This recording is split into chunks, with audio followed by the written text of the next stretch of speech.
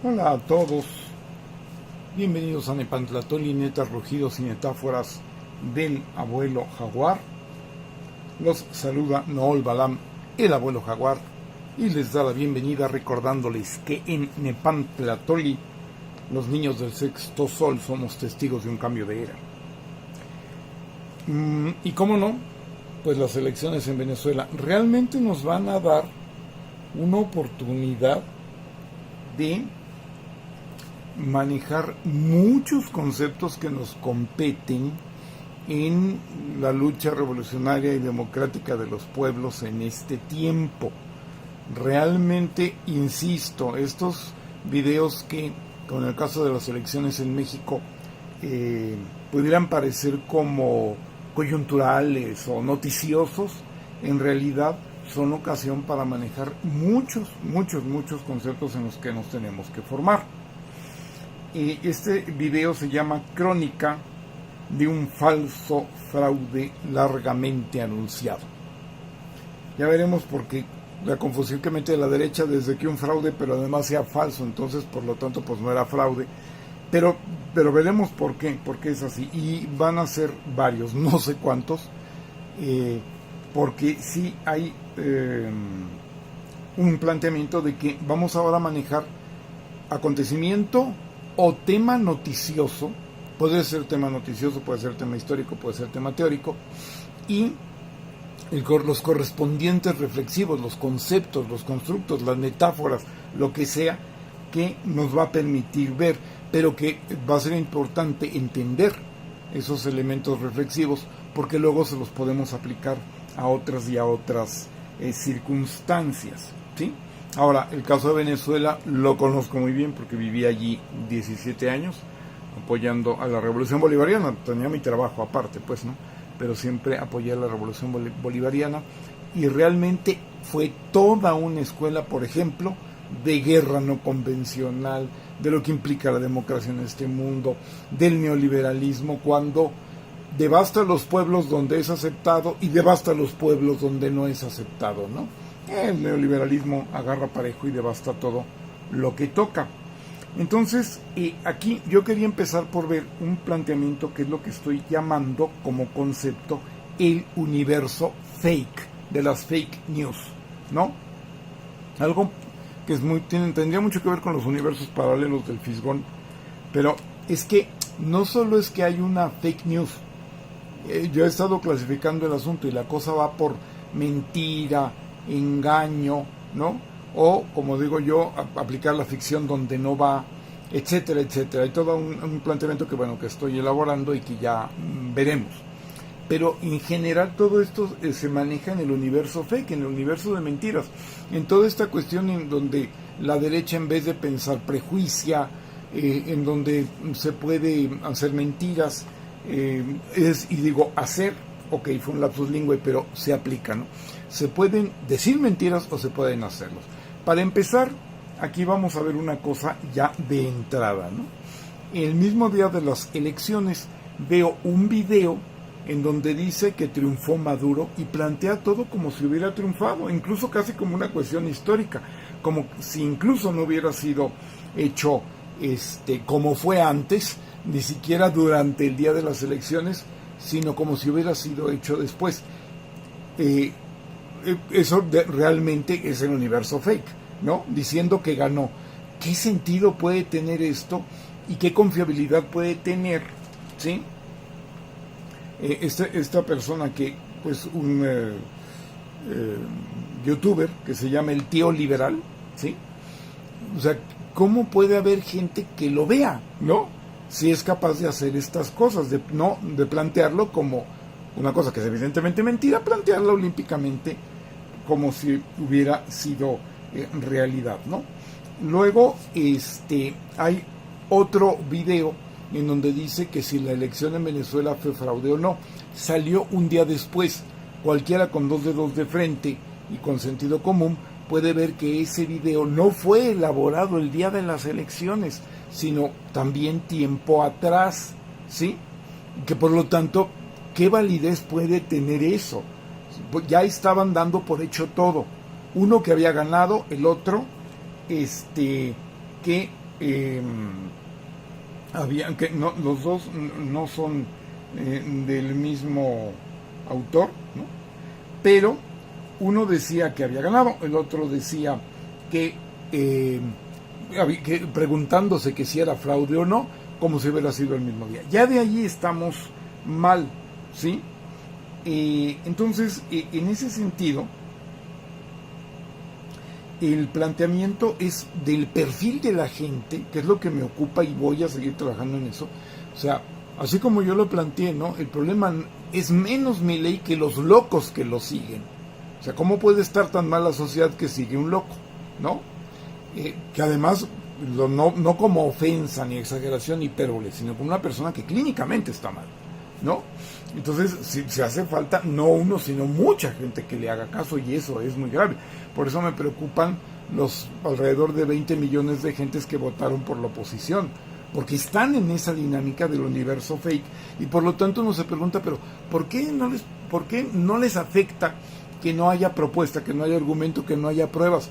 Porque viven en el universo fake, y nosotros nos sentimos muy tranquilos diciendo, no, pero es que lo que dicen es mentira, y por lo tanto no hay problema. Hay mucho problema, porque la gente está creyendo mentiras, las vuelve operativas, etcétera, etcétera, etcétera, ¿no?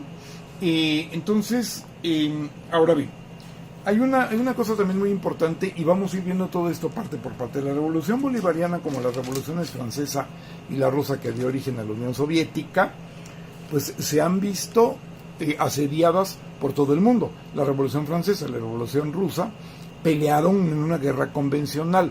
A la revolución bolivariana, que llega por medios democráticos y pacíficos, les toca no solo inaugurar, sino ser un ejemplo de principio a fin de lo que ha sido la guerra no convencional, ¿sí? O sea, la guerra que yo la definí en su momento de esta manera, es bastante más compleja, pero empecé por entenderla de esta forma. Y viviendo en Venezuela, llegué a esa conclusión, no la leí en otro lado, que la guerra antes se libraba a balazos y había un correlato noticioso de la guerra, ¿sí? O sea, se informaba con noticias, pero se libraba a balazos. Y que, como lo vi en Venezuela, ahora la guerra se libra a disque noticias, se libra mediáticamente, y hay una serie de complementos, incluso de violencia, pero de diferente tipo, que sería como el correlato, ¿sí?, de la guerra. Viviendo en Venezuela, así se vivía, ¿no? Era toda una cosa mediática, y de repente la oposición hacía un atentado, hacía un sabotaje, hacía un acto de violencia puntual, que era como complementario, como el correlato en la realidad de lo que era estar librando una guerra mediática. Esto se ha llegado a niveles bastante más complejos, no es nada más intercambiar entre noticias y realidad, ¿no? Que en las noticias se libra la guerra y en la realidad está el correlato, pero si de allí partimos, sí podemos llegar a entender toda esta complejidad de una guerra que es menos de una violencia convencional, pero mucho más de una violencia estructural, ¿sí?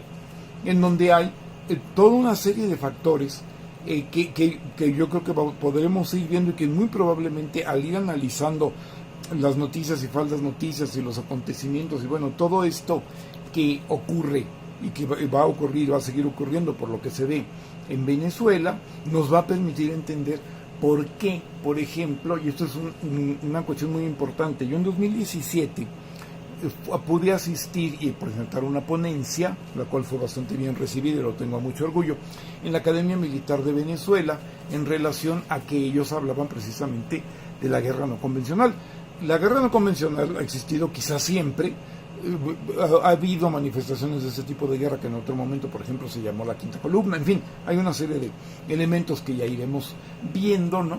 Pero en cualquier caso, el punto de la guerra no convencional es que no fácilmente los militares acostumbrados a librar la guerra a balazos, a bombazos, ¿verdad?, se pasaran a una guerra que no es a balazos, pero que es guerra, con presiones económicas, con falsas noticias, con movilizaciones de la gente, con diferente tipo de cosas que ya iremos viendo, ¿no? con lo que yo presenté en ese momento, con los frentes que son el político, el mediático, digamos el electoral, lo que podría ser el judicial, el legislativo, las fuerzas guardias blancas o fuerzas de choque que hacen violencia en contra de la población por parte de la oposición, en fin, un montón y además lo que yo llamo, y ya lo he mencionado aquí, el nido y el huevo de la serpiente, ¿no? Esos grupos prácticamente pues entre familiares o comunitarios que esconden el odio, y cuando cuando se vencen todos los demás frentes queda allí el huevo de la serpiente, queda allí el odio, ¿no? Acumulado, que luego puede volver a surgir. ¿Qué es lo que pasa? Que esta es como la base social, desafortunadamente existe y es así, y es una base muy importante porque alimenta retroalimenta y apoya a todos los demás frentes, ¿no? Entonces eso es el problema, ¿no?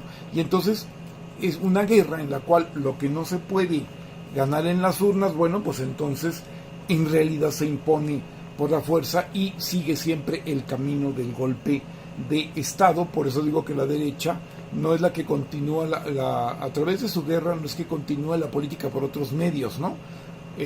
Sino que continúa el golpe por otros medios.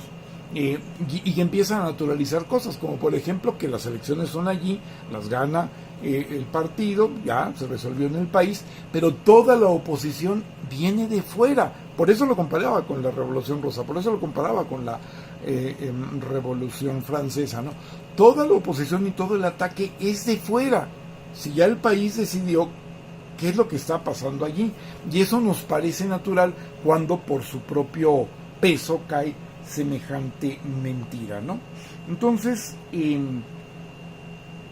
desde esa perspectiva, nosotros tenemos que ver que el desastre venezolano hay que entenderlo de una vez por todas. No es culpa de Maduro, ni de Chávez, ni de la Revolución Bolivariana, sino de todos los bloqueos económicos. Son como 900 medidas que hay en contra de Venezuela, que lo han dicho economistas muy serios, pues no hay quien lo aguante. De hecho, yo también lo he planteado. Venezuela es un ejemplo de aguante, pero fabuloso, heroico y total, increíble, porque uno realmente calculaba, se va formando en la situación geopolítica realmente con este tipo de situaciones, yo no decía, no, pues otro país no aguanta ni meses lo que Venezuela ha aguantado 26 años, o cuando mucho aguantará 2 años. Por ejemplo, hablamos de las revoluciones de colores, que fueron hace bastante tiempo, a principios de este siglo, ¿sí? Y que de ese tiempo data lo que también se trataron de hacer una operación que no fue exactamente revolución de colores, pero que fue de esa misma procedimiento de Sharp y de una serie de cosas que hablaremos en su momento, fueron de esa época, ¿no?